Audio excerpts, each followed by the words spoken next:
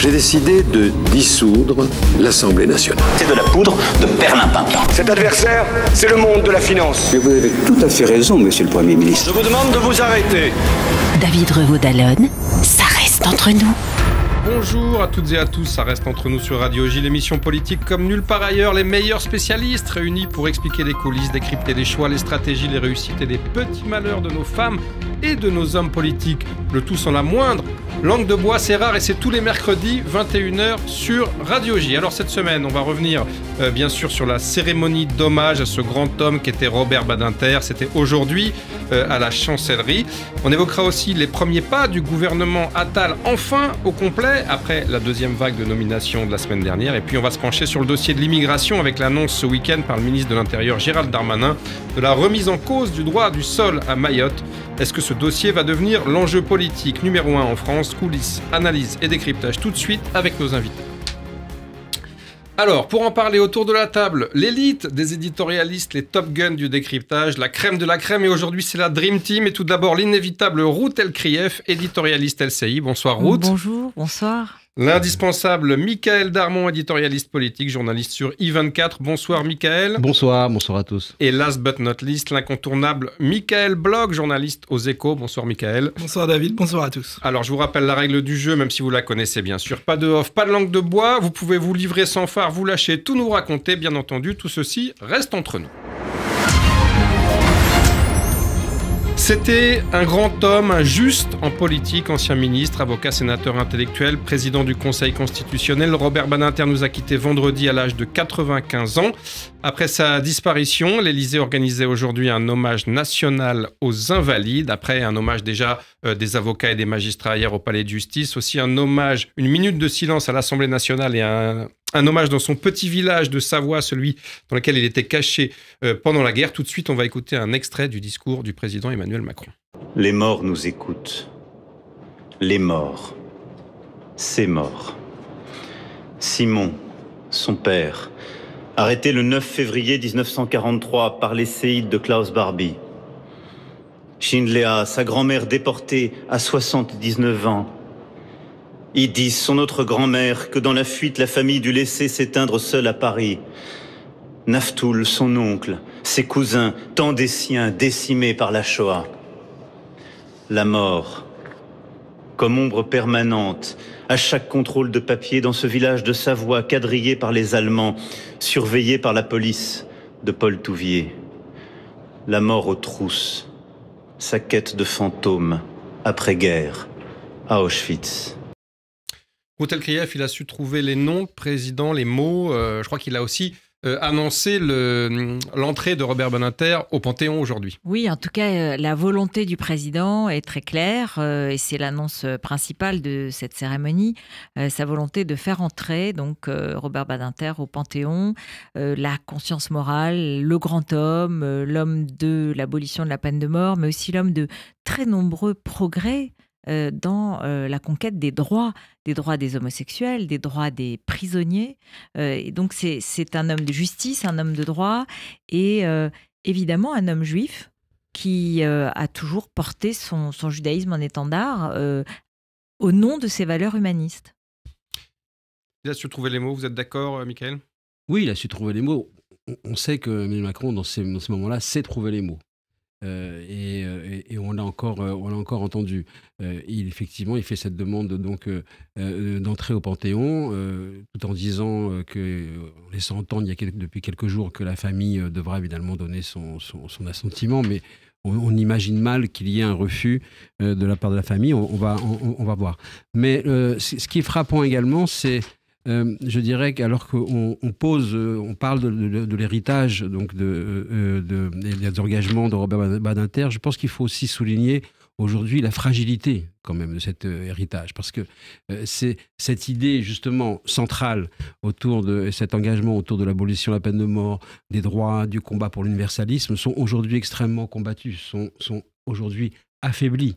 On connaît. Et là, d'ailleurs, de ce point de vue-là, l'opinion n'a pas changé depuis 1981.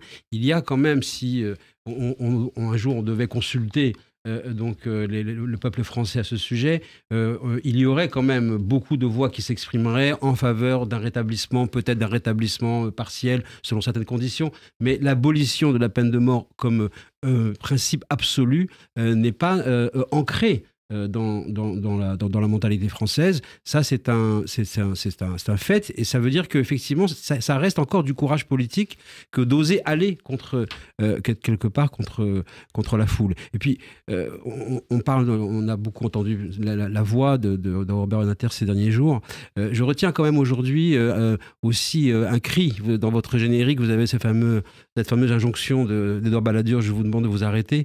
Mais il y a eu aussi un je vous demande de vous taire, un taisez-vous, le fameux vous m'avez fait honte que Badinter avait adressé aux Juifs qui étaient représentés et qui attaquaient François Mitterrand à la cérémonie en mémoire des victimes du Veldiv. C'était en 92, le 16 juillet 92 pour les 50 ans de la rafle du Veldiv, et François Mitterrand avait été sifflé, invectivé en raison de ses prises de position sur les responsabilités de la République française dans Vichy, et il avait pris fait et cause au nom d'une fidélité sans faille pour François Mitterrand. On n'est pas certain, on ne sait pas vraiment ce qu'il pouvait penser, mais c'était la fidélité absolue.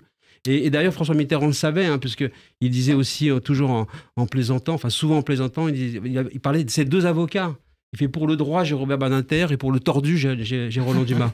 Et de ce point de vue-là, effectivement, ça reste, c'est la sienne, c'est pas. Excellente formule. Mais effectivement, ça reste aussi ce qu'il faut retenir. Alors, vous le disiez, cette réforme, cette abolition de la peine de mort, elle n'était pas du tout majoritairement soutenue par l'opinion publique. Pourtant, François Mitterrand l'avait conduite. Ça semblerait compliqué aujourd'hui, Michael Bloch, d'aller au devant de cette opinion et de ses penchants majoritaires.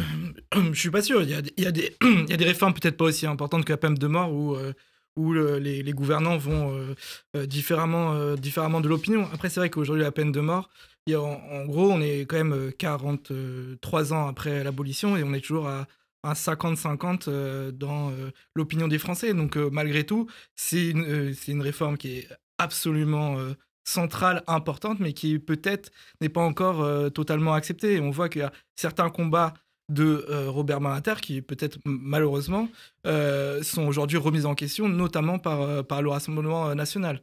Que ça soit, alors sur la peine de mort, ils sont un peu ambigus, mais voilà, sur le fait de remettre en cause certains éléments très importants de la République, comme des conventions qu'on a signées, comme la CEDH, la Cour européenne des droits de l'homme, la remise en cause du Conseil constitutionnel. On sait que Robert Badinter a été président du Conseil constitutionnel. Après, je voudrais revenir un peu sur ce qu'a dit Michael. Peut-être que Robert Badinter, il a eu beaucoup raison dans sa vie. Je pense que sur le Veldiv et sur l'épisode que vous rappelez de 1992, il avait tort. C'est vrai qu'il a été emporté, vous le disiez, par sa fidélité à François Mitterrand. Parce que la reconnaissance. C'est assez mystérieux. Cette relation, elle est assez mystérieuse, parce que comment comprendre qu'un homme comme Robert Badinter ait pu supporter que François Mitterrand ait assumé à ce point sa relation avec René Bousquet. Et apparemment, et c'est Maurice Safran qui le racontait dans la matinée, il aurait envoyé une très longue lettre à François Mitterrand, personnelle, secrète. Et il avait dit, personne ne lira cette lettre, personne ne saura. Il l'avait vue, il lui en avait parlé, et il avait dit... en fait, notre entretien n'a été agréable ni pour lui ni pour moi, mais c'est resté extrêmement discret, sinon secret. Et il a continué à être fidèle à la personne de François Mitterrand politiquement et personnellement. Par ailleurs, il était celui qui connaissait sa deuxième vie. C'est vrai, vous avez ça, raison. C'est important. Sa vie cachée. Sa vie cachée à l'époque et qui a été révélée ensuite. Mais voilà, c'est un personnage évidemment qui est complexe et qui a aussi un peu ses zones d'ombre, mais les zones de lumière l'ont largement emporté. Alors on reviendra sur son rapport au judaïsme et son combat contre le négationnisme tout à l'heure, mais je voudrais quand même qu'on réentende à nouveau ce grand discours qu'on a beaucoup entendu ces derniers jours. C'était à l'Assemblée nationale le 17 septembre 1980, un discours qui avait duré presque 2 heures, bien sûr, son grand discours contre la peine de mort. On l'écoute tout de suite. J'ai l'honneur, au nom du gouvernement de la République, de demander à l'Assemblée nationale l'abolition de la peine de mort en France. Et je dis simplement en rappelant la phrase de Jaurès, puisqu'à l'évidence, en vous, sa parole n'est pas éteinte. La peine de mort est contraire à ce que l'humanité, depuis 2000 ans, a pensé de plus haut et rêvé de plus noble. Elle est contraire à la fois à l'esprit du christianisme et à l'esprit de la Révolution.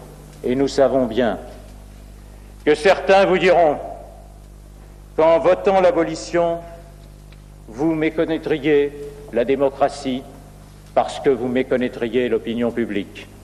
Il n'en est rien. Alors, Michaël Darmon, un grand moment politique. Je ne veux pas faire celui qui explique que c'était mieux avant, mais comme on n'en fait plus aujourd'hui, non ? Oui, clairement. Mais on aura certainement encore, j'imagine, des grands discours qui viendront. Il y en a eu certainement encore récemment, notamment après les attentats terroristes, où il y a eu comme des prises de parole fortes. De la notamment part, grand discours de Manuel Valls après les attentats de 2015. François Hollande. Il y a eu quand même des prises de position qui ont montré la gravité du moment. Mais c'est vrai que celui que vous restituez, qu'on écoute, est effectivement un mouvement tournant dans la vie politique française. C'est vrai aussi que c'est intéressant d'entendre avec le recul Badinter faire référence au christianisme, à la valeur du christianisme, qui dit ça ne correspond pas aux valeurs du christianisme. Or, on a quand même dans l'histoire beaucoup guillotiné, beaucoup tué au nom parfois du christianisme. Il suffit que de se rappeler des croisades et même d'une manière générale l'ancien antisémitisme chrétien sur le peuple déicide. Donc de ce point de vue-là, c'était assez intéressant parce que de la part d'un universaliste, on aurait pu attendre une autre référence. Mais peut-être là, c'était aussi l'homme politique qui s'exprimait. Alors ici, c'est aussi la Révolution, pendant laquelle on a quand même beaucoup guillotiné bien également. Sûr. Non, l'esprit de cette réforme et de cette loi fondamentale, c'est que s'il peut y avoir une forme de vengeance personnelle, l'État ne doit pas être dans la vengeance. Et l'État ne doit pas donner la mort. L'État rend la justice. Et donc ça, c'est la conception fondamentale. Et la différence entre un individu et l'État, et le rôle, le devoir d'un État, et qu'est-ce que la justice. Et évidemment, il évoquait le fait qu'il pouvait y avoir des victimes innocentes qui pouvaient être assassinées, mais même des coupables pouvaient être assassinés, et c'était cela qu'il refusait, parce que donner la mort par un État ou par une société n'était pas, à ses yeux, et ne l'est pas, au mien par exemple, et à d'autres, n'est pas conforme à la morale et à l'idée qu'on peut se faire de la justice. Pour le coup, il refusait plutôt la loi du talion historique, puisqu'on parlait de la référence. Éventuellement, elle pouvait être une vengeance. Encore une fois, la loi du talion pouvait être personnelle, même si ça pouvait être très discuté et discutable, mais elle n'était pas le rôle d'un État. Un État a à rendre la justice, et ce n'était pas la même chose. Alors sur ce point, il avait été beaucoup, on l'oublie aujourd'hui, mais beaucoup attaqué par l'extrême droite qui avait tenté déjà de le dépeindre en incarnation du laxisme judiciaire des policiers de la FPIP, Fédération professionnelle indépendante de la police, aujourd'hui disparue, une fédération d'extrême droite, avait manifesté place Vendôme en criant « Badinter, assassin ». Ce qui est intéressant, c'est qu'on voit que depuis cette époque, cette accusation, elle a fait florès et elle a été décernée à de nombreux gardes des Sceaux issus de la gauche, jusqu'à plus récemment Christiane Taubira à Michael Bloch. Oui, tout à fait. Et c'est vrai que c'était frappant. Emmanuel Macron l'a rappelé tout à l'heure dans son discours, qui était place Vendôme, donc sur le lieu du ministère de la Justice. Sous les fenêtres du bureau de Robert Badinter. C'est à l'époque, effectivement, il avait pu être hué, et cette fois-ci, il a été applaudi, et son cercueil est rentré sous les applaudissements. Et effectivement, c'est la preuve que, en tout cas, malgré tout, cette réforme, si elle n'a pas pris forcément dans toutes les opinions, etc., et en tout cas, elle est rentrée dans l'idéal de la France, et ça fait partie, en tout cas, de notre idéal, de se dire, on est un pays où la peine de mort est abolie, on n'est pas comme les États-Unis ou d'autres endroits où ce n'est pas le cas aujourd'hui. Notre idéal, c'est ça, c'est l'idéal, effectivement, qui rappelle de la... universaliste et de la Déclaration des droits de l'homme et du citoyen. Quand il parle de la Révolution, voilà, j'imagine qu'il passe de ça, même si après, effectivement, il y a eu des épisodes moins glorieux. Comme la terreur et la grande terreur, évidemment. Ouais. Mais c'est intéressant d'ailleurs qu'il y ait eu la possibilité de constitutionnaliser la fin de la peine de mort. Et c'est très intéressant parce que ce que disait Mickaël à juste titre, c'est que cette abolition de la peine de mort, elle reste un débat malgré tout et elle peut ressurgir périodiquement. Or, l'inscription dans la Constitution est quelque chose qui a protégé cette décision et cette loi et qui donc nous rappelle à quel point on a besoin de sécuriser un certain nombre de droits. Et évidemment, je pense à l'IVG et à la liberté des femmes et ce droit des femmes. Et on est dans ce débat-là. C'est vrai que la sécurisation d'un certain nombre de lois est fondamentale dans un monde hyper chaotique, dans un monde complexe, dans un monde dans lequel on croyait établi un certain nombre de règles, d'évidences et qui en fait sont remises en cause. Et où des basculements majeurs peuvent se réaliser très très vite. Alors il y a eu l'hommage. Et il y a eu aussi la polémique politique. La famille de Robert Badinter n'a pas souhaité la présence ni du Rassemblement national ni de la France insoumise. Le RN s'est plié à ce souhait d'Elisabeth Badinter, la veuve de l'ex-garde des Sceaux, mais pas LFI.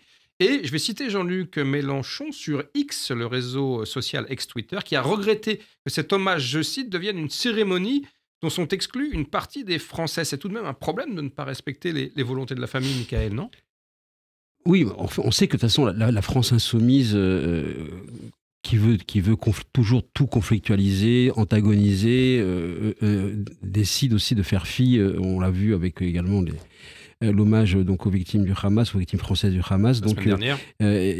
Il décide de ne pas écouter et entendre ce qui est dit à leur égard et à bien des égards. Dans ces circonstances, effectivement, on peut peut-être rebaptiser ce mouvement la France impolie, parce que et c'est un délicat euphémisme. Et c'est quand même aller, oui, mais c'est quand même aller. Voilà, c'est comme si on va à l'enterrement contre la volonté du défunt. Enfin, il y a, je dirais là, une volonté de politiser, d'antagoniser et de dire nous sommes là, nous, malgré tout, qui au fond, quelque part, les dessert. D'ailleurs, Jean-Luc Mélenchon, qui à la fois est un grand admirateur de Robert Badinter, il a exprimé dans une tribune dans l'Obs. Qu'il a côtoyé au Sénat, d'ailleurs. Au Sénat, qui a vraiment fait qui a été extrêmement lyrique après son décès dans sa tribune. On sent quand même son embarras. De ce point de vue-là. Et il y a effectivement, et il y aura, je pense, un retour de boomerang. Ça a permis également, on va certainement encore en parler, ça a permis à Marine Le Pen immédiatement d'être au contrepoint, de comprendre, en saisissant la balle au bon, une fois de plus, comment elle pouvait marquer un point, même si ça l'arrange aussi de ne pas être là. Il y a d'autres raisons qu'on peut évoquer, mais moi, ce qui me frappe également, c'est qu'elle a aussi évité un télescopage d'héritage. Lorsque, effectivement, il y a eu des manifestants, les policiers manifestants qui ont crié Badinter assassin, Jean-Marie Le Pen était présent.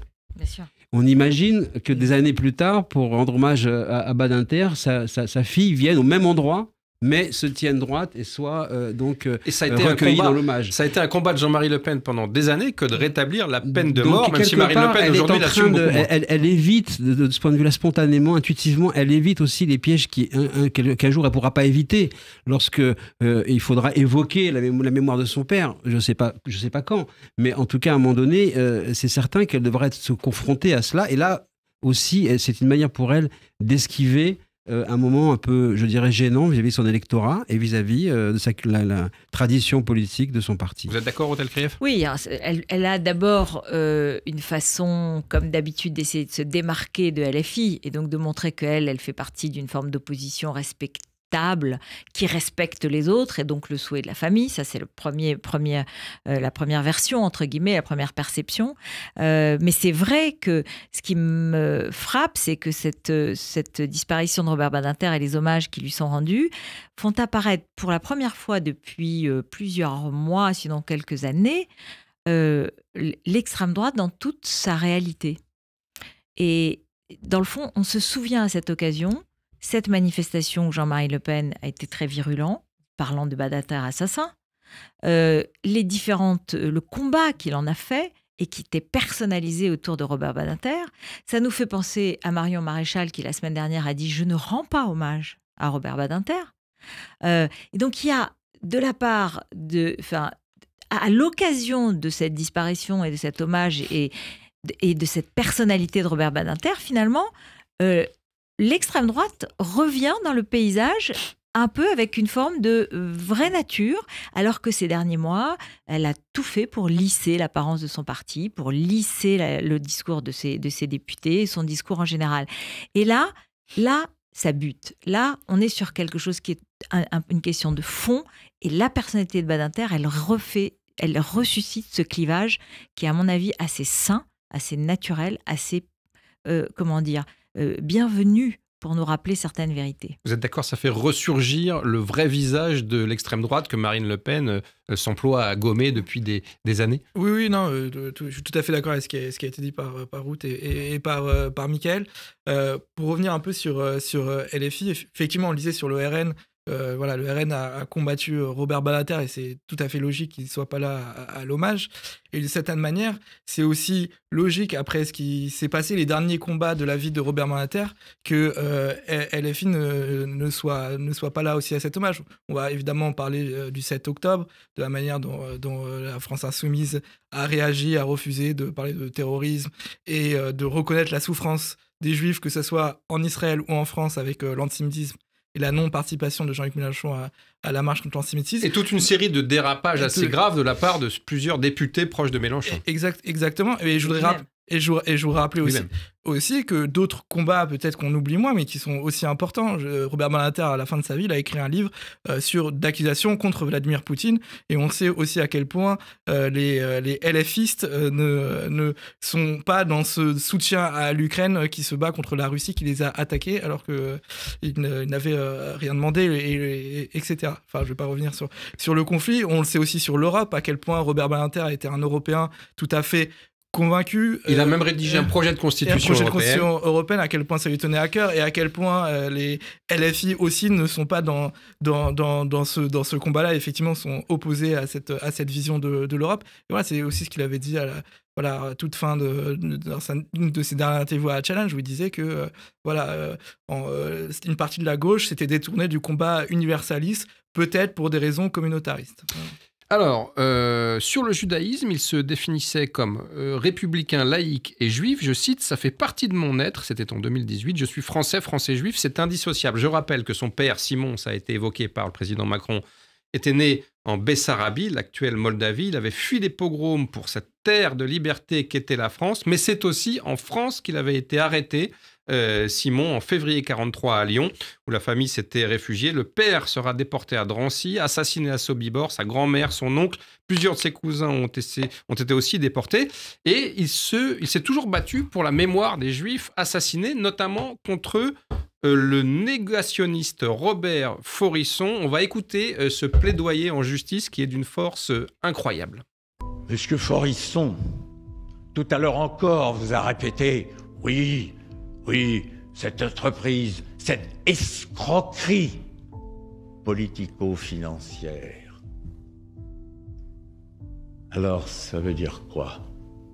Si on le traduit dans sa vérité humaine comme moi je l'ai vécue, ça veut dire que tous ceux qui sont morts, les parents et les autres, tout cela sont devenus les instruments conscients, utilisés par tous les Juifs. Pour quoi faire? Pour arracher des réparations auxquelles ils n'auraient pas eu droit? Je reverrai toujours ma mère recevant les misérables indemnités parce qu'il ne restait rien. Alors elle était quoi? La complice d'une escroquerie politico-financière. C'était ça qu'elle faisait à cet instant-là. Et ses fils, nous étions quoi? Les profiteurs, les bénéficiaires de cette escroquerie. Les mots ont un sens, sauf pour ceux qui les utilisent, comme vous. Et pour qu'il n'y ait aucune équivoque, que les choses soient claires. Pour moi, jusqu'à la fin de mes jours, tant que j'aurai un souffle, monsieur Faurisson, vous ne serez jamais, vous et vos pareils, que des faussaires de l'histoire, des faussaires de l'histoire, et de l'histoire la plus tragique qui soit, dont j'espère que l'humanité tirera, elle, la leçon et gardera le souvenir. Des faussaires de l'histoire, un plaidoyer d'une force incroyable, Routel Krief. Juste, vous avez noté tout ce qu'il est décédé le jour de l'arrestation, enfin le 9 février, qui était la même date de l'arrestation de son père. Anniversaire de l'arrestation de son père, absolument. Et donc ça, c'est vrai que c'est extrêmement troublant et très très fort comme symbole. Mais oui, son combat contre le négationnisme, évidemment, cette plaidoirie, elle est splendide. Et dramatique, parce qu'on voit bien à quel point elle le touche personnellement et à quel point sa vie personnelle a été le moteur de tous ses engagements quand même. Et là, on a une forme de définition de ce qu'est le judaïsme français, ce qu'on appelait le franco-judaïsme, c'est-à-dire cette façon d'être français et universaliste parce que juif. Et Robert Badinter l'a porté toute sa vie. Et de ce point de vue-là, il est un des très beaux représentants de cette conception de la République et de l'universalisme et du fait que le judaïsme français était part de cette République et même en constituait un des éléments, un des apports et une des richesses en quelque sorte. Et à quel point aujourd'hui on peut dire qu'elle est touchée, qu'elle est abîmée, qu'elle est compromise parfois, et à quel point justement cet apport est en danger ou en tout cas menacé. Ça laisse assez songeur, pour ne pas dire assez nostalgique, de la qualité du personnel politique de ces années-là. Badinter, c'était un homme d'État comme on n'en fait plus, Michael, non? C'est-à-dire qu'en fait, il faut aussi savoir que, et c'est aussi ce qui explique parfois peut-être la fadeur de nos contemporains sur le plan des dirigeants politiques, c'est qu'ils ont été quand même portés et traversés, et on l'a vu, même touchés par des événements historiques considérables, qui forgent des esprits, qui forgent des engagements, des caractères, qui forgent des caractères. On le sait, on le voit, on le vit. D'ailleurs, en ce moment, d'une autre manière, depuis le 7 octobre, des masques sont tombés, des prises de position se sont révélées, des gens sur lesquels on pouvait avoir des illusions déçues. C'est dans la guerre que les gens se révèlent. Et cette génération-là s'est forgée dans la guerre. Chacun a fait des choix, parfois contestables, parfois mystérieux, parfois incompréhensibles, mais et ça forçait à s'engager. Donc bien évidemment, Badinter est de cela au plus haut niveau. Et puis, c'est un juif des Lumières. Il a aussi, il est le biographe avec son épouse de Condorcet. C'est un juif des Lumières. Et ce judaïsme des Lumières, de Mendelssohn, de toute cette époque-là, de l'émancipation, certes, c'est vrai aujourd'hui, est battu en brèche par une puissante religiosité, par un rapport plus mystique. Par un communautarisme qui touche toutes les communautés, y compris la communauté juive. C'est absolument général, c'est un mouvement planétaire et les juifs n'y échappent pas. Donc oui, il représente aussi quelque part un judaïsme qui paraît à beaucoup très lointain. Michael Bock, le mot de la fin. Oui, le mot de la fin, non, je voulais juste rappeler, on le sait, mais Robert Badinter, il est né en 1928, il avait 12 ans en 1940, il a pu être sauvé parce qu'il a eu des faux papiers que lui a donné un commissaire français. On voit aussi la grandeur de certains juifs parmi les nations qui ont permis de sauver des juifs, et qui finit sa vie aujourd'hui avec le massacre du 7 octobre qui a touché tout un chacun, et particulièrement les juifs français, et même de manière universelle. Et on voit aussi à quel point l'antisémitisme, ça a été quelque chose qui est finalement aussi un fil conducteur de sa vie. Un fil conducteur de nos vies, je dirais. Merci à tous les trois pour ces commentaires sur ce grand homme qui était Robert Badinter. On se quitte quelques instants, on se retrouve très vite pour évoquer les premiers pas du gouvernement Attal, enfin au complet. À tout de suite. Entre nous. Radio J. Bonjour. Le 6-9, Ilana Ferradian. Retrouvez-moi tous les matins avec mes chroniqueurs et mes invités.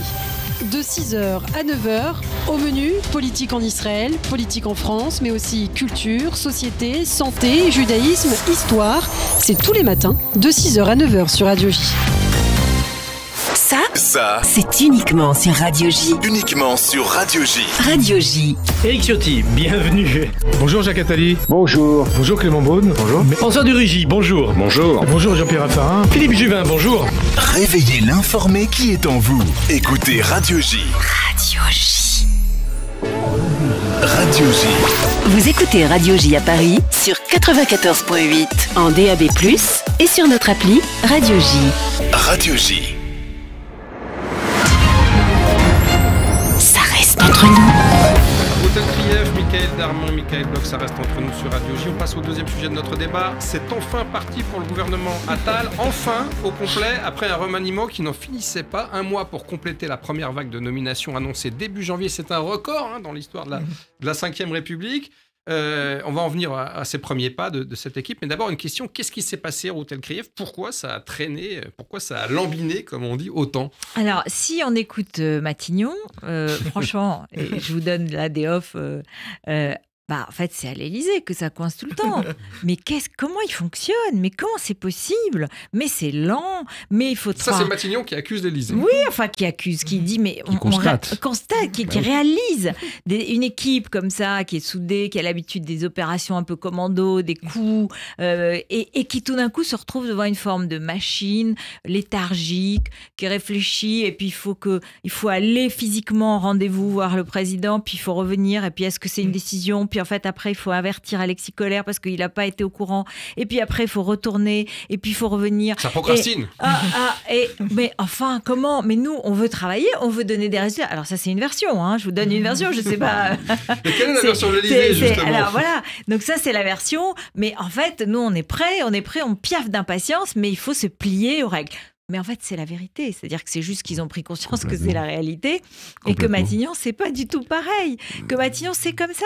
Et que c'est lourd, c'est compliqué, que chaque décision implique de nombreuses formalités ou formalismes et que toute cette énergie un peu affichée depuis le début de la carrière de Gabriel Attal, maintenant, elle est confrontée à une autre réalité qui est beaucoup plus complexe, qui est beaucoup plus lourde et c'est son défi. Son défi, c'est d'être le même que celui qu'il a été dans les différents postes qu'il a occupés avant, à Matignon. Et je vais vous dire, ça se présente pas bien. Il faut être clair. Qu'est-ce que vous voulez dire ? Clairement. Non, voilà. Pour le moment, on voit bien que la marque Attal n'arrive pas à imprimer et à donner le rythme qu'il voulait. Alors, ça peut se débloquer parce que le gouvernement est enfin constitué. Mais regardez la FNSEA et les agriculteurs qui déjà s'inquiètent et qui déjà disent on attend parce qu'ils ont eu des promesses et un ton 400 qui les a millions d'euros rassurés. quand même, un petit chèque non, mais non qu'ils aient eu négligeable. des avancées, c'est sûr. Mais ce que je veux dire, c'est que je crois qu'ils ont eu un ton et des promesses qui leur faisaient espérer une efficacité jamais atteinte par l'État. Parce qu'il avait dit quand même, Gabriel Attal, des résultats. C'était son mot sur le perron de Matignon. Justement, sur l'image d'Attal qui s'effrite un petit peu, à l'image de sa courbe de popularité qui s'habille même déjà un peu pendant que le RN ne cesse de gagner des points. Ça veut dire que le soufflet de la nomination est déjà retombé, Michael Darmon ? D'après ce que disent les sondeurs et ce qu'ils captent, il y a un mini effet Attal qui correspond à la curiosité que l'on peut avoir vis-à-vis du personnage, à l'intérêt que l'on a de suivre ce jeune homme qui vient et qui essaye justement d'aller vite. C'est vrai que pour prolonger aussi ce que vient de dire Ruth en quelques mots, ça correspond aussi à la réalité de fonctionnement même quasi existentiel d'Emmanuel Macron. De la Ve République déjà, et d'Emmanuel Macron en plus. Et je vais vous dire, maintenant vous avez sur le marché, si je puis dire, et libre de parole, un certain nombre d'anciens collaborateurs de l'Élysée depuis 2017. C'est unanime. Incapable de prendre une décision, indécision, difficile, revient sans arrêt, remet sur le tapis. On le sait pour la désignation du directeur de l'Opéra de Paris. Ça a pris 7 mois de plus parce qu'il a dit je veux revoir le dossier. On le sait parce que des pays qui envoient des messages n'ont pas de message depuis des mois parce que tout s'engorge et arrive sur un seul bureau. Donc tout ça c'est connu. Et effectivement, Gabriel Attal en fait aujourd'hui les frais parce qu'il est confronté à cette machinerie qui n'est plus celle du temps du solo où il avait un ministère, une décision, un 20h et il allait sur le terrain. Et ça avait bien fini marché le temps de la Baïa. C'est terminé le temps de la Baïa, c'est terminé. Oui, mais ça c'est fini d'ailleurs. C'est intéressant. Avant avant son discours de politique générale, il laissait entendre dans son entourage qu'il cherchait l'abaya de Matignon. L'effet abaya. Voilà, l'effet oui. abaya. Mais force est de constater que c'est difficile. Et parce que maintenant, vous avez en jeu aussi un président de la République qui lui tient quand même la bride serrée, qui n'a pas très envie qu'on commence à dire qui est le monsieur à côté de Gabriel Attal. Donc, de ce point de vue-là, ce jeu aussi va considérablement ralentir et rendre complexe son action et sa volonté d'aller vite. Alors, on a assisté quand même à une reconduction de beaucoup de ministres délégués du gouvernement. Oui, tout ça pour ça, en fait. Oui. Roland Lescure, Stanislas Guérini, Jean-Noël Barrot, Olivia Grégoire, Sabrina Agresti, Roubache, j'en passe et des meilleurs. On ne change pas une équipe qui gagne, Michael. C'est de l'humour, hein, oui, j'avais bien compris. Non, c'est sûr qu'il n'y a pas eu d'effet waouh. Hein. Ça, c'est clair et net. Mais bon, à avec part des ministres, la culture. Voilà, Rachida Dati, effectivement. Mais sur des ministres délégués, des secrétaires d'État, c'est compliqué quoi qu'il arrive. Mais ce qui est clair, c'est que Gabriel Attal, il va sur des prochains mois extrêmement compliqués, que ça soit à la fois politiquement, alors qu'une défaite magistrale s'annonce aux élections européennes, à la fois économiquement, puisque le gouvernement va devoir trouver des milliards et des milliards d'économies, puisque la croissance va être moins bonne que prévu. Donc il y a un débat. Et que la dette explose. Et que la dette explose, mais il y a un problème sur le budget 2024. Il va sûrement devoir faire soit un projet de loi de budget rectificatif, soit trouver un autre moyen pour faire passer ces économies. Et c'est pour ça qu'ils sont en train de chercher autour de l'assurance maladie ou d'autres moyens pour faire des économies. La situation internationale est très compliquée, la crise sociale avec la crise agricole. Enfin, bon, voilà, de façon Matignon, comme ça, on le sait, c'est un enfer. Selon l'expression consacrée. Selon l'expression consacrée. Et clairement, il est face à des difficultés qui vont être extrêmement profondes, parce que trouver des mesures d'économie, alors que malgré tout, l'idée que le quoi qu'il en coûte, même si l'idée est un peu moins présente qu'avant, mais l'idée que voilà, on peut pas toujours être à crédit quand on est en France, il va bien falloir qu'à un moment quelqu'un paye, et ça risque d'être les Français, et quand ils vont s'en apercevoir, ça va être compliqué, d'autant que l'inflation d'autant que l'inflation commence à refluer, mais c'est encore extrêmement lent, et j'oublie évidemment que le chômage était reparti à la hausse, puisque on est passé à 7,5%, alors qu'avant le trimestre, il y a 2 trimestres, c'était 7,1%.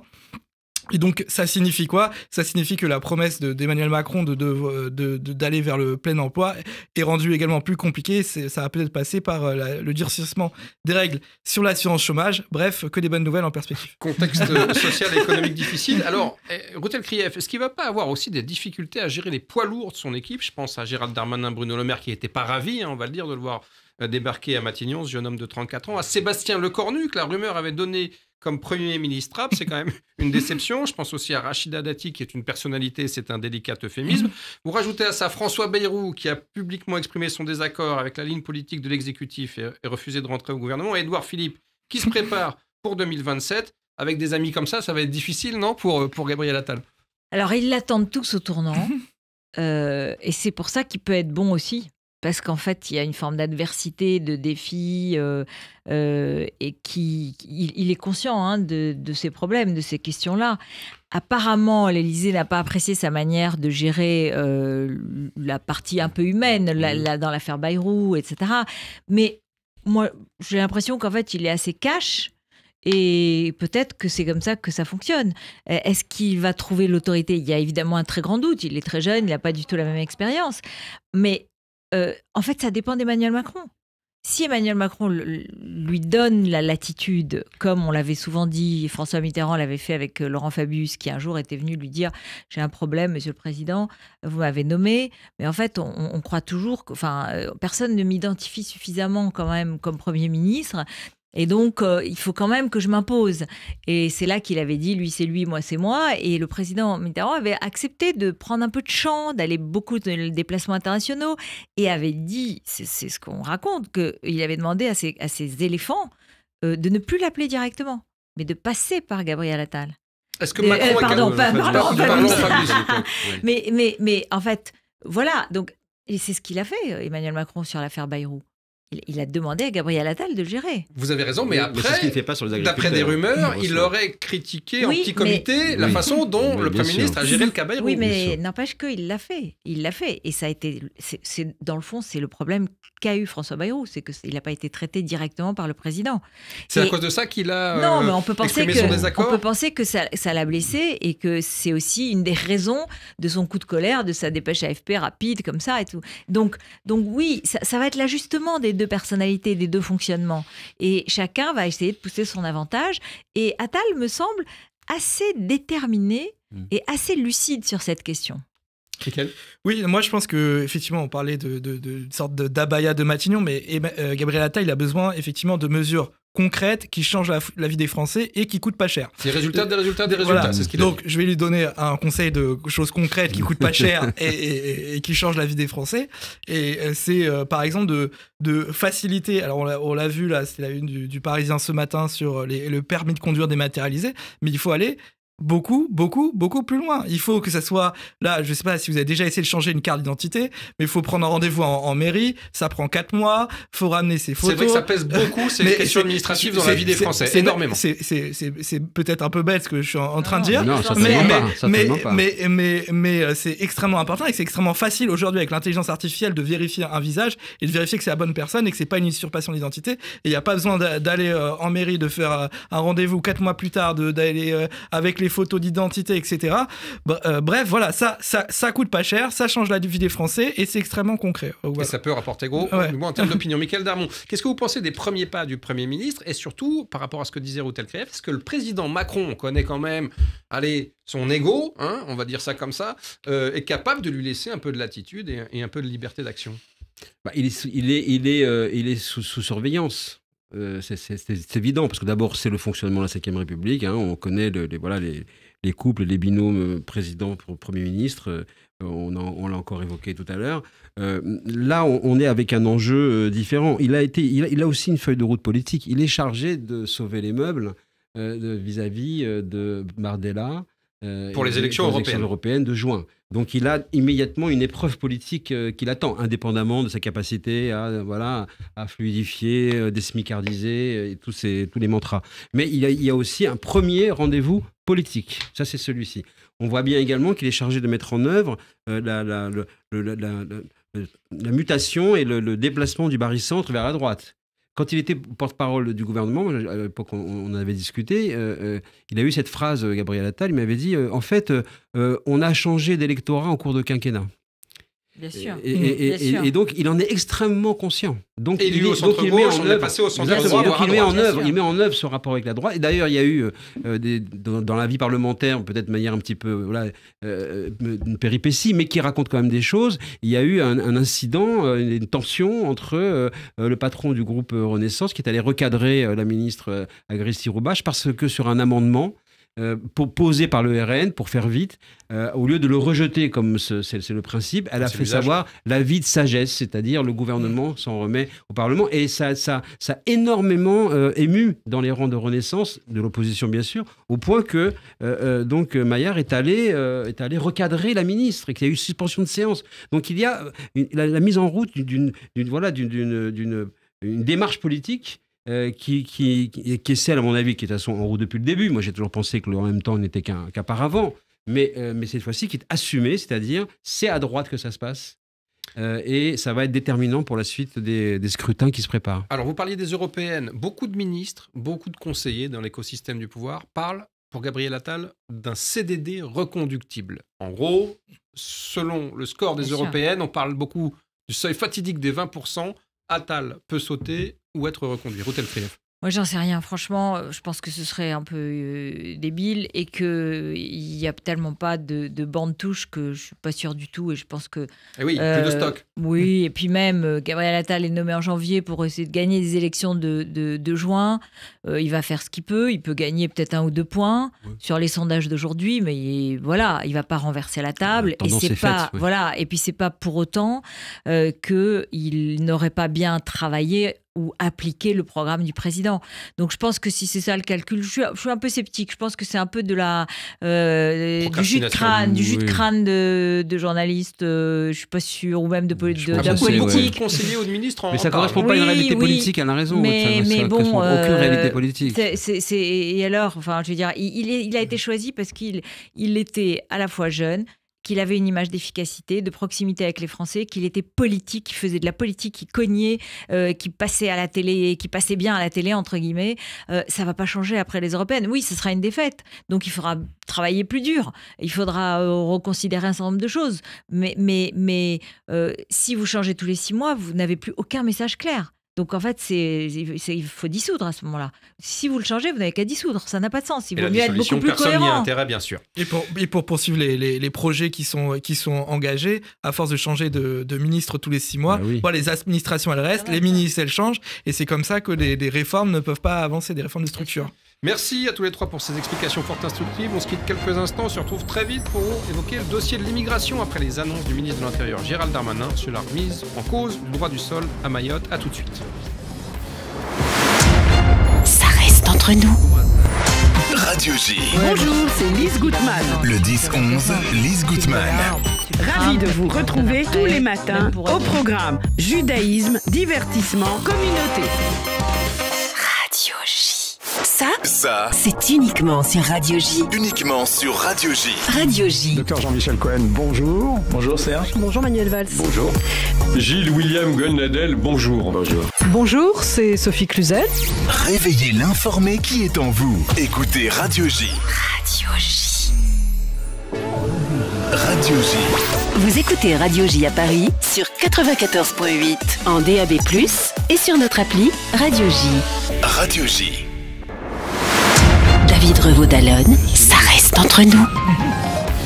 Routel Krief, Michael Darmon, Michael Bloch, ça reste entre nous sur Radio J. Le dossier de l'immigration qui n'en finit pas d'occuper le devant de la scène politique et des débats en France cette semaine. Le cas de Mayotte l'a fait ressurgir une fois encore. Le ministre de l'Intérieur en déplacement sur place dimanche a annoncé la suppression du droit du sol dans l'archipel afin d'apaiser la colère de la population. Le droit du sol, c'est cette règle, je le rappelle, qui permet à un enfant né de parents étrangers sur le sol français d'obtenir la nationalité à sa majorité. Le département de Mayotte est paralysé, en proie depuis 3 semaines à des barrages de collectifs citoyens qui s'insurgent contre l'immigration irrégulière et l'insécurité. On écoute tout de suite la déclaration Gérald Darmanin. C'est-à-dire qu'il ne sera plus possible de devenir français si on n'est pas soi-même enfant de parents français. Et nous couperons ainsi littéralement l'attractivité qu'il peut y avoir dans l'archipel mahorais. Il ne sera donc plus possible de pouvoir venir à Mayotte de façon irrégulière ou régulière, de mettre un enfant au monde ici et d'espérer devenir français de cette façon. Première réaction à cette annonce, c'était la bonne décision pour éteindre l'incendie, Michael Bloch? Oui, c'est compliqué, c'est un sujet extrêmement compliqué. Mayotte, en tout cas, ça semble être la bonne décision. Après, en faisant ça, le gouvernement se crée des problèmes politiques puisque ils ont besoin maintenant c'est un projet de loi constitutionnelle, donc ils ont besoin des voix des Républicains qui ont déjà commencé la surenchère, comme ils l'avaient déjà fait sur le projet de loi immigration. Donc voilà, ils vont aller au-devant de plusieurs mois extrêmement compliqués. Le fait de remettre le droit du sol dans un département français, ça pose la question, est-ce qu'il faut pas remettre le droit du sol sur l'ensemble de la France, comme le LR et le RN se sont empressés de le dire. Je parle d'un point de vue juridique, en tout cas pas... du constitutionnel. Constitutionnel. Donc à ce moment-là, ils se sont mis effectivement dans des problèmes. Est-ce que c'est la bonne décision par rapport à Mayotte, qui est un cas extrêmement particulier où effectivement il y a 50% d'étrangers et voilà, je sais pas. Mais en tout cas, en France, en France métropolitaine, là, le gouvernement va avoir des questions politiques à régler extrêmement fortes et qui vont l'occuper ces prochains mois. Oui, parce que la révision constitutionnelle, c'est une longue procédure qui doit être soumise d'abord à l'Assemblée, puis au Sénat, puis votée au 3/5 par le Congrès, réuni à Versailles. Ça va être compliqué. Routel Krief, c'était une bonne idée, ça? Alors, sur le fond, c'est une demande des Mahorais, c'est une demande des élus de Mayotte, et c'est une mesure qui peut être efficace, soyons francs, et soyons clairs. et qui s'adapte effectivement à la situation très particulière dans laquelle, en ce moment même, il y a des barrages partout, il y a des violences, il y a une situation pré-insurrectionnelle, comme le dit la députée Estelle Youssouffa. En revanche, j'ai envie de vous dire, vous avez aimé le feuilleton loi de l'immigration, vous allez adorer le droit du sol à Mayotte. Parce que sur le plan juridique et politique, c'est le même casse-tête, sinon pire. C'est-à-dire, à gauche, pas question, à droite, on fait de la surenchère, le Conseil constitutionnel qui va dire c'est pas possible. Enfin bref, donc le problème, c'est quand Gérald Darmanin fait cette annonce, est-ce qu'il est sûr qu'il va arriver au bout, ou est-ce qu'il fait comme ça un effet d'annonce et un coup de com' pour calmer un peu le jeu? C'est compliqué parce qu'on est vraiment devant le problème de l'impuissance de l'État. C'est-à-dire, il y a une demande, il y a une nécessité, il y a des questions de principes juridiques fondamentales, mais après, à l'arrivée, si on annonce et qu'on n'arrive pas à le faire, ça en conforte le sentiment d'impuissance de l'État. Et je vous rappelle juste un chiffre à Mayotte, 59,1% pour Marine Le Pen, 40,1% en 2022 pour Emmanuel Macron. Au premier tour de la présidentielle. Au deuxième tour. 59 au deuxième tour. Et au premier tour, je crois que c'était un des scores les plus élevés pour Marine Le Pen. Alors, vous avez raison de le rappeler, parce qu'au-delà du cas de Mayotte, ce que révèle cette affaire, c'est que le gouvernement, il est toujours empêtré dans ce dossier de l'immigration. Oui. Ça fait, vous le disiez, à peine plus d'un mois que le projet de loi immigration a été voté à l'Assemblée nationale. Dans la douleur, on s'en souvient, avec des grosses conséquences politiques, puisqu'on peut dire que c'est là-dessus que le président a décidé de se séparer d'Elisabeth Borne. Le gouvernement reste fragile quand même sur ce dossier. C'est comme dans la chanson de Francis Cabrel. C'est toujours le même film qui passe, non, Michaël Darmon? Oui, je n'ai pas cette même connaissance aussi fine du répertoire de Cabrel que vous. Merci pour cet hommage à ma culture générale. Je ne saurais abonder. Mais en revanche, si on continue à analyser cet épisode, moi je l'ai regardé du point de vue de Darmanin. Darmanin est en rétro-planning. Il s'en va. Il l'a annoncé lui-même. Après les ministères après les JO. Donc ça veut dire à l'été. C'est ce qu'il a annoncé lui-même. Au moins, a-t-il annoncé une fin de cycle politique. Ça peut prendre plusieurs traductions. La première d'entre elles étant de quitter la place Beauvau. Ce que d'ailleurs, je crois comprendre quand on parle un peu avec ses équipes. Deuxième élément, il a décidé de réfléchir et d'avancer sur le fait de construire une candidature à l'élection présidentielle. Ça, c'est très net. Parce qu'évidemment, il a tiré les leçons de fait qu'il ne sera jamais nommé. Comme ils disent autour de lui, on ne sera jamais dans la famille. Donc, de ce point de vue-là, pour lui, le quinquennat, il acte la fin du quinquennat et il commence à se positionner.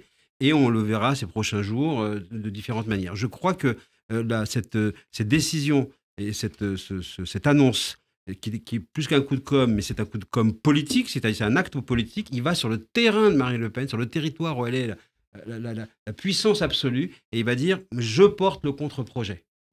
Et de ce point de vue-là, très certainement, ça sera très long pour aboutir, voire ça n'aboutira certainement pas. On aura effectivement tout ce qui a été dit. La procédure juridique et politique extrêmement complexe. Les tensions et tout cela, mais peu importe, ça se fera autour de lui. Et lui dira, mais moi j'ai osé porter le contre-projet. Oui, mais il a fait ça avec la loi immigration. Il a refait ça. Il a fait ça et ça lui a pas porté bonheur. Donc en fait, je suis un peu surprise qu'il refasse la même manœuvre entre guillemets. Oui, alors il voit plus loin, différemment, et il le pose peut-être, sachant que quand même il ne le fait pas contre Emmanuel Macron. Quand il le fait, Emmanuel Macron est au courant, le sait, et on nous dit que c'est totalement aligné avec l'Élysée. Totalement aligné avec l'Élysée, mais sauf que l'Élysée aussi dit, et c'est ce qu'a apporté Darmanin, qu'il y a une disposition qu'on appelle, je crois, les visas territorialisés, qui permettent à ceux qui sont déjà à Mayotte, qui ont pris le droit du sol, d'aller sur le territoire de métropole. Et ça met aussi en rage à droite et au RN, donc en disant c'est toujours pareil, c'est en même temps. Donc ça sera compliqué, on le sait, techniquement ça sera ultra compliqué. Mais ce qui m'a frappé, c'est que politiquement, il a posé un acte qui est de dire voilà, je suis celui qui veut incarner le contre-projet. Oui, mais enfin, pardon, comme le disait Ruth Elkrief, il a déjà fait le coup il y a un an. Mais sans garantie d'achat. Bien sûr, il a fait. Il s'est complètement tout cela planté. Tout cela est vrai. Vous citiez le Rassemblement national. En tout cas, à l'extrême droite, on se félicite de cette annonce. On préconise, ça a été dit, de l'étendre à l'ensemble du pays. On va écouter un instant le président du RN, Jordan Bardella, chez nos collègues de France Info. C'est un bon début, puisque ça fait maintenant 20 ans que nous réclamons la suppression du droit du sol pour l'intégralité du pays, du sol français. On progresse, mais je crains que la situation soit extrêmement mal engagée. Gérald Darmanin est allé à Mayotte constater l'échec de sa propre politique. Il était déjà venu il y a quelques mois annoncer une opération de reprise en main, qui était l'opération Wambushu, qui a échoué manifestement. Et je me suis rendu, moi précisément, il y a quelques mois à Mayotte, et j'y ai vu une violence qu'aucun de nos compatriotes ne devrait jamais subir sur le territoire de la République française. Par rapport à l'initiative politique de Darmanin, est-ce que le RN se frotte les mains, Oui. Mickaël Bloch? Oui, on voit, ils continuent à engranger. Ils engrangent finalement des résultats politiques. Quand Jordan Bardella dit que effectivement c'est une mesure qui porte depuis un certain nombre d'années, on ne peut que sur ce point-là que lui donner raison. Le gouvernement donne en partie raison au Rassemblement national. Alors ils essayent. Effectivement, Gérald Darmanin essaye peut-être de porter un contre-projet avec plus de nuances, mais la remise en cause du droit du sol, c'est quand même un fondement fondamental de notre consensus républicain. Oui. Donc voilà, le gouvernement cherche à trouver les solutions effectivement pour contrer le Rassemblement national en reprenant certaines mesures, mais pas toutes. C'est exactement ce qu'ils avaient essayé de faire sur le projet de loi immigration. Mais pour l'instant, celui qui engrange, en tout cas si on envoie les sondages, c'est toujours le Rassemblement national. Jordan Bardella, pour les européennes, 10 à 12 points d'avance sur la liste Renaissance. Exactement, les européennes, mais si on se projette sur 2027, et voilà, c'est dans tout le contexte politique qu'on connaît, la victoire de Marine Le Pen n'est plus du tout impossible, on s'en rend bien compte. Au deuxième tour de 2022, qui était déjà une progression par rapport à 2017, elle fait 43%. Je ne veux pas dire des bêtises en voix, mais je crois que c'est autour de 13-14 millions de voix de gens qui ont voté pour Marine Le Pen. C'est extrêmement considérable. Elle fait partie du consensus, d'une certaine manière, maintenant, Marine Le Pen. Aujourd'hui, pour vous, elle est rentrée dans le consensus. D'ailleurs, on parlait de l'opinion à propos de la peine de mort et de Robert Badinter. Je vais citer ce sondage CSA, de l'Institut CSA. 65% des Français seraient favorables à cette suppression du droit du sol sur l'ensemble du territoire national. Ruth El-Khrief, qu'est-ce que ça vous inspire? La question, c'est lorsque le Rassemblement national... D'abord, il faut noter que les Républicains avaient aussi proposé la fin du droit du sol à Mayotte pendant la campagne présidentielle. Donc, ce n'est pas seulement le RN. Et que les Républicains aussi ont travaillé sur Mayotte et ont fait beaucoup de propositions. Non, la question est de savoir si et quand le Rassemblement national pose des questions pertinentes. D'abord, est-ce qu'il faut s'en saisir ou pas? Moi, je dis oui. Mais certains disent non. Comme ils les posent, il ne faut pas les regarder. Bon. C'est un peu la politique de l'autruche, ça. Voilà. Donc moi, je pense qu'il faut les regarder. Deuxièmement, lorsqu'elles sont pertinentes, et si on adopte leurs propositions, est-ce qu'on fait leur jeu, entre guillemets? À court terme, c'est possible. Est-ce qu'à long terme, c'est le cas? Je n'en sais rien, parce que ça n'a pas été vraiment essayé dans certains cas. Pour les opposants, au Rassemblement national notamment et au gouvernement, il ne faut pas du tout rentrer là-dedans parce que ça ne fait que le jeu du Rassemblement national et il n'y a pas de... Mais est-ce que quand on résout un certain nombre de problèmes qui peuvent être posés par les oppositions, mais je ne sais pas, quand les écologistes disent qu'il y a un réchauffement climatique et qu'il faut prendre des mesures, il faut quand même regarder. Et pourtant, c'est l'opposition. Et si le Rassemblement national, par hasard, dit un certain nombre de choses, il y a des choses sur lesquelles, évidemment, c'est insupportable et puis d'autres qui sont pertinentes. Est-ce qu'il faut les examiner? Est-ce qu'il faut les aborder? Je pense que oui, parce que c'est l'absence de réponse qui fait le vote aussi Rassemblement national. Mais il faut donner une réponse républicaine. Il faut donner une réponse conforme aux valeurs de la République. Parce que c'est vrai, ça a été dit à l'instant, dans la perspective de 2027, il y a beaucoup d'inquiétudes sur le premier et le deuxième tour. Je cite un sondage IFOP de la semaine dernière qui a beaucoup fait jaser. Marine Le Pen serait en tête du premier tour avec 36% des suffrages et surtout elle obtiendrait 50%, ce qui est une première, des voix, voire 51%, selon qu'elle soit opposée au maire du Havre, Édouard Philippe, ou au Premier ministre, Gabriel Attal. C'est très inquiétant, Mickaël. Et comme le disait Ruth, on n'a toujours pas trouvé la martingale, la recette gagnante pour faire reculer l'extrême droite. Tout d'abord, ce sondage, effectivement, il a beaucoup marqué les esprits. Il était fait pour ça. Dans sa mécanique, il est contestable parce que les candidats qui sont là ne seront pas forcément les candidats. Enfin, bon, c'est le principe du sondage, à 3 ans de l'échéance. Mais son mérite principal pour moi est de confirmer cet adage que beaucoup de ténors politiques nous ont confié au cours des années. La politique, ça n'est pas que de l'arithmétique, c'est une dynamique. Et la dynamique, elle est du côté de Marine Le Pen.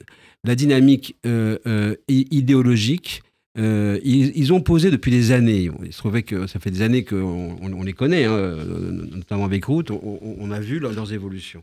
Ils ont posé le principe de ce fameux Gramsci, selon le penseur politique italien, en disant si on gagne l'air du temps, on gagne les urnes. Le combat pour l'hégémonie culturelle. Oui, et c'est ce qui s'est passé. Et c'est ce qui a été mis en place méthodiquement, déjà dès l'époque, j'en parlais à l'époque avec lui, on en parlait avec Bruno Maigret. C'est ce qu'a repris Marine Le Pen, de manière absolument systématique. Et aujourd'hui, effectivement, Jordan Bardella commence chaque interview par « Ah bah oui, ça fait 20 ans qu'on le demande. Bien entendu, ah bah oui, on est très content. Je vous ferai remarquer également, ce qui me frappe, moi, par exemple, c'est qu'il y a 20 ans, la phrase la sécurité est la première des libertés était une phrase de tribune de Bruno Maigret. De Jean-Yves Le Gallou, de Yvan Blot, de tous les proches de Jean-Marie Le Pen, de tous les ténors du Front National. Aujourd'hui, à un moment donné. Aujourd'hui, n'importe quel stagiaire du MoDem vous dit bien sûr, la liberté est la première des sécurités. Super. Donc ça veut dire qu'on on voit toute cette mutation. Et je crains que pour faire vite, les sphères sachantes, les médiatiques, politiques, auxquelles on fait partie, soient brutalement réveillées par l'expression de la France profonde, qui, elle, considère bien évidemment, et on l'a vu dans le récent sondage, que le RN fait partie, pour eux, d'un parti de gouvernement, qu'il faut les intégrer, que l'aspect statutaire, on est au-delà de la dédiabolisation. Ils sont maintenant statutaire, rentré à l'Assemblée, vous avez un vice-président de l'Assemblée nationale qui s'appelle M. Chenu et qui est numéro 2 de Marine Le Pen. Donc il s'est passé des choses. L'événement majeur de 2022, c'est 89 députés au scrutin majoritaire, le scrutin qui était le verrou jusqu'à présent. C'est terminé. Donc il faut aussi que tout le monde prenne conscience qu'il va falloir trouver une autre méthode que de stigmatiser, diaboliser et mettre de côté. Le verrou a sauté, c'est très inquiétant. Merci à tous les trois pour vos infos, explications lumineuses et vos éclairages. Nous savons tout des coulisses de la cérémonie d'hommage organisée par la présidence à Robert Badinter, des premiers pas du gouvernement de Gabriel Attal, enfin au complet de la bataille politique sur l'immigration qui continue et n'est pas prêt de s'achever. On se retrouve la semaine prochaine, mercredi 21h, comme d'habitude, avec les meilleurs décrypteurs de la politique nationale. D'ici là, bien sûr, je compte sur vous et votre discrétion. Tout ce qui est à Radio J reste à Radio J. Tout ceci reste entre nous. Excellente soirée et à bientôt. Radio J.